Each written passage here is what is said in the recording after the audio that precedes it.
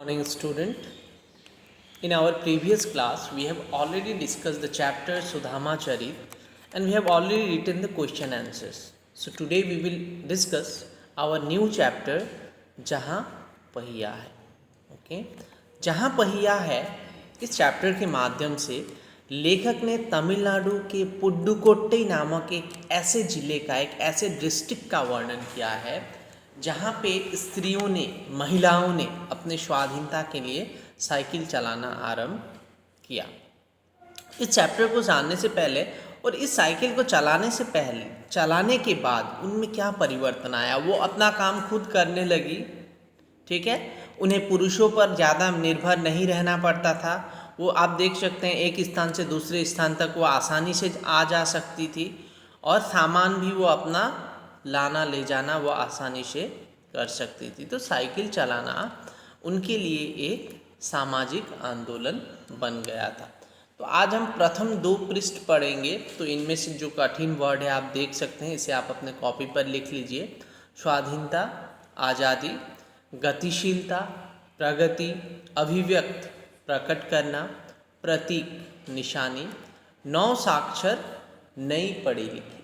तो ये सारे जो कठिन वर्ड हैं फर्स्ट 2 पेजेस से हम लोग आप अपने कॉपी पर इसे लिख लीजिए. चैप्टर को पढ़ने से पहले इस चैप्टर के बारे में बताना चाहूँगा कि ये पुडुकोट्टई की कहानी है जहाँ की महिलाओं ने अपने आज़ादी के लिए, अपने स्वाधीनता को दर्शाने के लिए साइकिल को प्रतीक के रूप में, सिंबल के रूप में चुना.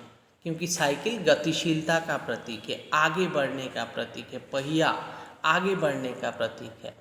और इसके माध्यम से वो बहुत स्वाधीन भी हुई, उनको आज़ादी भी मिली. उन्हें पुरुष के लिए निर्भर नहीं रहना पड़ता. अब बस के लिए उनको बहुत देर तक प्रतीक्षा नहीं करनी पड़ती. परंतु स्टार्टिंग में जब पहले उन्होंने इन सारी चीज़ों को आरंभ किया था, चलाना साइकिल आरंभ किया था, तब उनको बहुत ही कठिनाइयों का सामना करना पड़ा. उनको जो है कि मजाक उड़ाया जाता, उन्हें बड़ा जो है कि बुरा भला कहा जाता, परंतु उन्होंने इसकी परवाह नहीं की. उन्होंने साइकिल जो अपना आज़ादी का प्रतीक के रूप में चुना और साइकिल के माध्यम से उन्होंने अपनी स्वाधीनता को प्रकट की. पुडुकोट्टई जो है तमिलनाडु में है और साइकिल चलाना एक सामाजिक आंदोलन है. कुछ अजीब सी बात है ना, चैप्टर को हम लोग पढ़ते हैं, लेकिन चौंकने की बात नहीं. पुडुकोट्टई जिले की हजारों नौ साक्षर ग्रामीण महिलाओं के लिए यह अब आम बात है.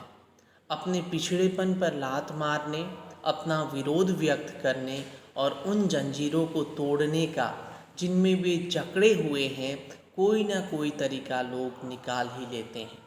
कभी कभी ये तरीके अजीबो गरीब होते हैं. कहने का अर्थ है किसी भी व्यक्ति को अगर हम बंदी बना कर रखें, गुलाम बना कर रखें, किसी व्यक्ति, जाति, समाज, किसी को भी, परंतु वह अपने आज़ाद होने के लिए उसको फ्रीडम चाहिए होता है और उस आज़ादी के लिए वह कुछ न कुछ तरीका ज़रूर अपना लेता है. भारत के सर्वाधिक गरीब जिलों में से एक है पुडुकोट्टई. भारत के सबसे गरीब जिलों में से एक है पुडुकोट्टई. पिछले दिनों यहाँ की ग्रामीण महिलाओं ने अपनी स्वाधीनता, आज़ादी और गतिशीलता को अभिव्यक्त करने के लिए प्रतीक के रूप में साइकिल को चुना है. उनमें से अधिकांश 9 साक्षर थीं. अगर हम 10 वर्ष के कम उम्र की लड़कियों को अलग कर दें तो इसका अर्थ यह होगा कि यहाँ ग्रामीण महिलाओं के 1/4 हिस्से ने साइकिल चलाना सीख लिया. अर्थात पुडुकोट्टई के 1/4 1/4 लोग जो है कि साइकिल चलाना सीख चुके हैं. इन महिलाओं में से 70,000 से भी अधिक महिलाओं ने प्रदर्शन एवं प्रतियोगिता जैसे सार्वजनिक कार्यक्रमों में बड़े गर्व के साथ अपने नए कौशल का प्रदर्शन किया है और अभी भी उनमें साइकिल चलाने की इच्छा जारी है. वहाँ इसके लिए कई प्रशिक्षण शिविर चल रहे हैं. वहाँ पे पुडुकोट्टई पर प्रशिक्षण शिविर मतलब साइकिल को सिखाने के लिए बहुत ही ट्रेनिंग कैंप वहाँ पे चल रहे हैं.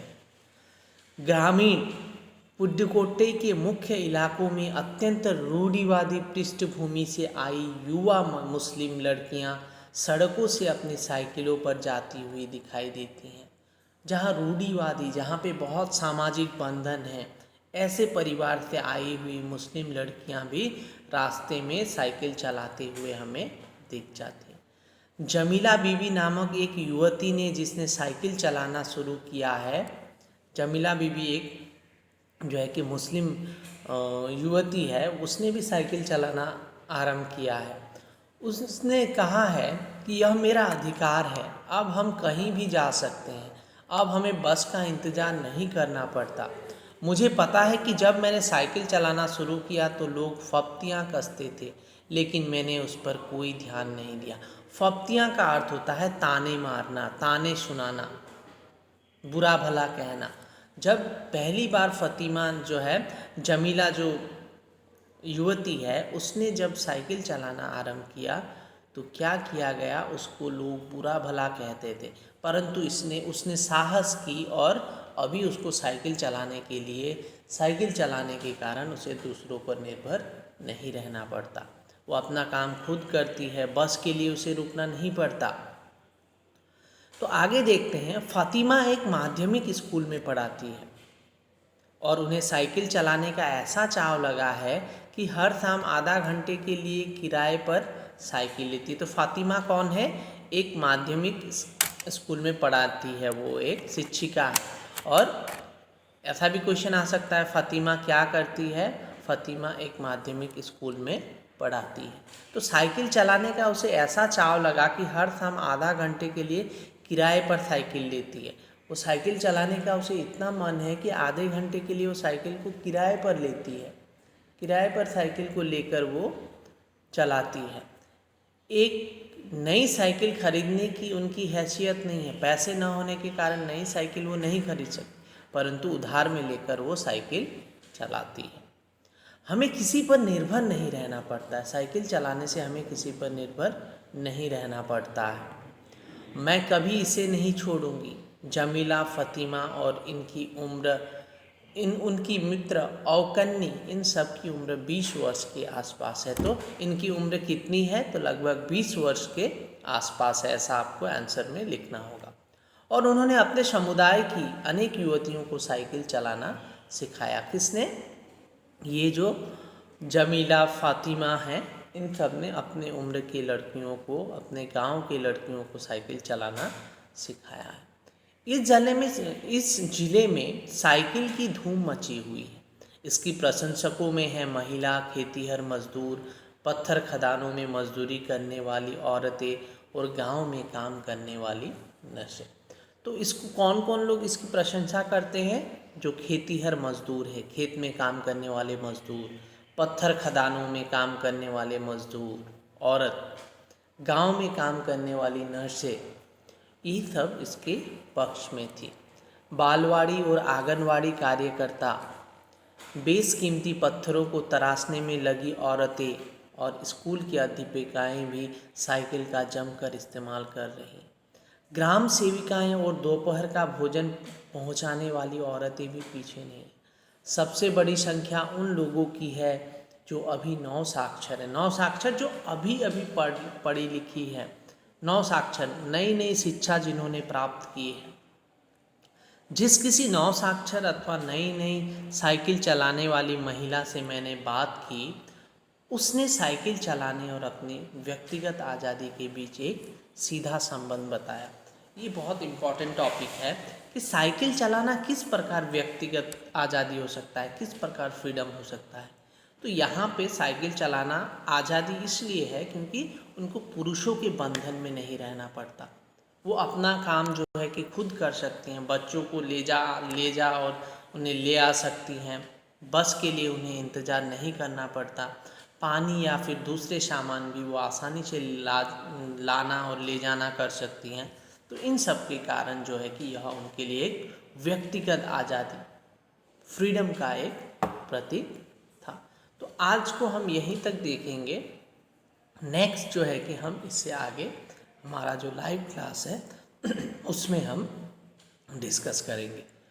जो आंसर डिस्कस किया गया है उसको ध्यान से देखिए और होमवर्क आप कीजिए। पुडुकोट्टई कहाँ स्थित है? तमिलनाडु में। फ़ातिमा क्या करती थी? स्कूल में पढ़ाती थी, विद्यालय में। फ़ातिमा की उम्र लगभग कितनी थी? लगभग 20 वर्ष थी। ये 3 आपके होमवर्क हैं, इसको गूगल क्लासरूम में अपलोड कर दिया जाएगा, आपको गूगल क्लासरूम के माध्यम से सबमिट करना है। Thank you.